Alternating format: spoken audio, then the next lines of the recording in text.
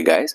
So in this video we are going to continue with our topic psychoanalysis, and in this video we are going to discuss about Jacques Lacan and his contribution to psychoanalysis. So he can be considered as a contemporary of Sigmund Freud because he was partially agreeing with the concepts of Sigmund Freud, not fully. He was partially agreeing with the concept of Sigmund Freud.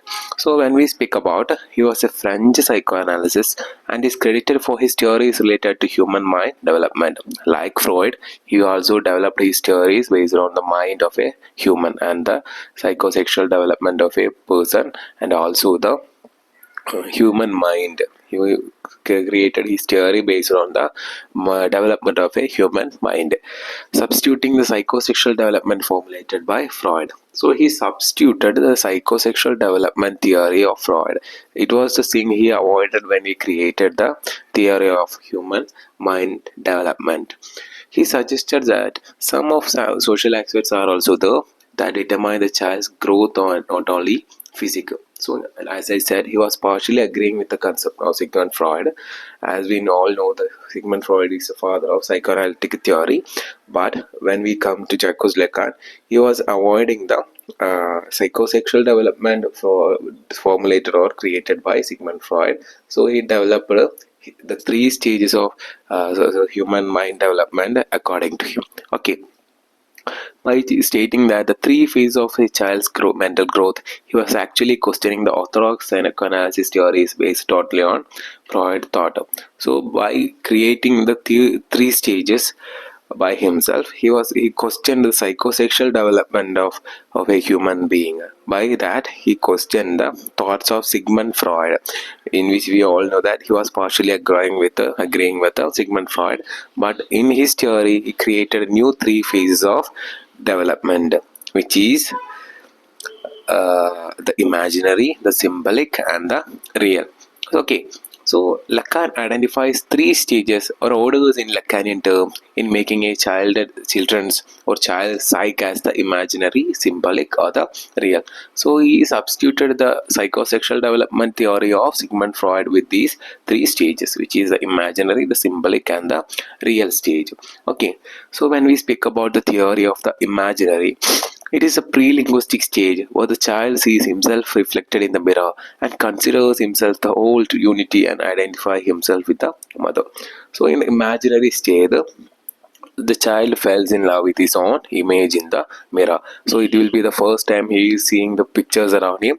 When he sees his own reflection in the mirror, he falls in love with the reflection of himself that he sees in the mirror. Okay.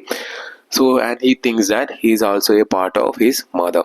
It will be the age in which the child will be carried by his mother. So when he sees things both together, he thinks that the mother and child is one together, not separated. Okay, no distinction is understood here.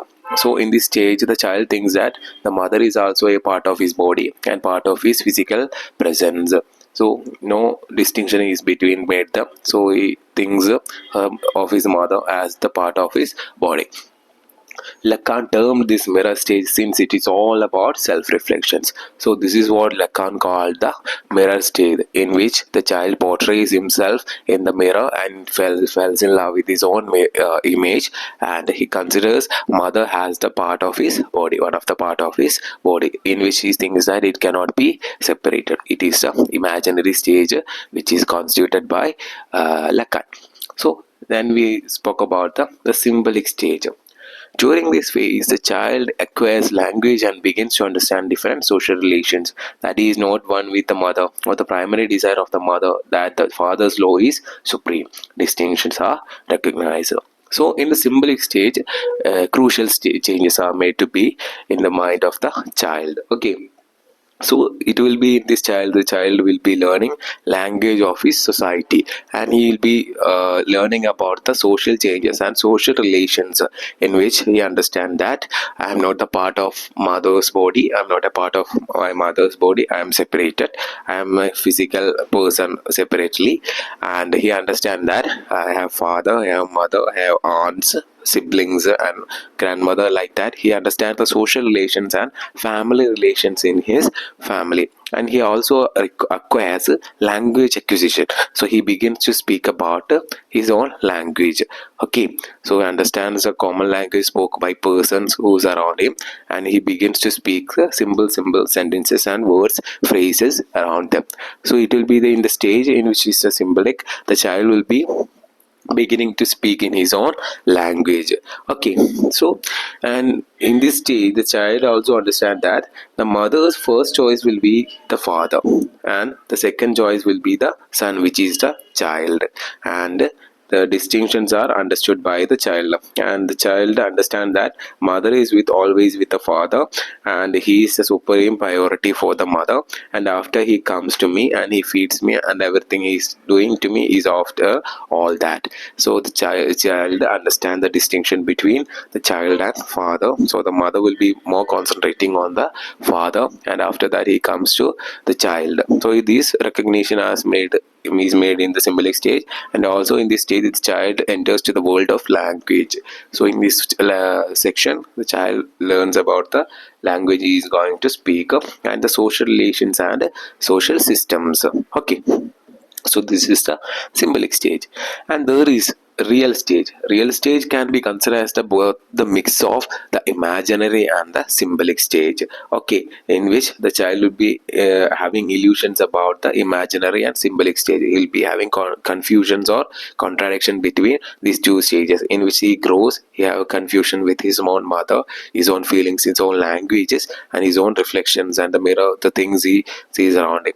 So this is a jinx between, or the bed fixed between, the imaginary and the symbolic stage, in which he calls it is more likely to be unconscious. Okay, so these are the three stages that is used by Jacques Lacan to substitute the psychoanalytic theory, in which Freud used the psychosexual development.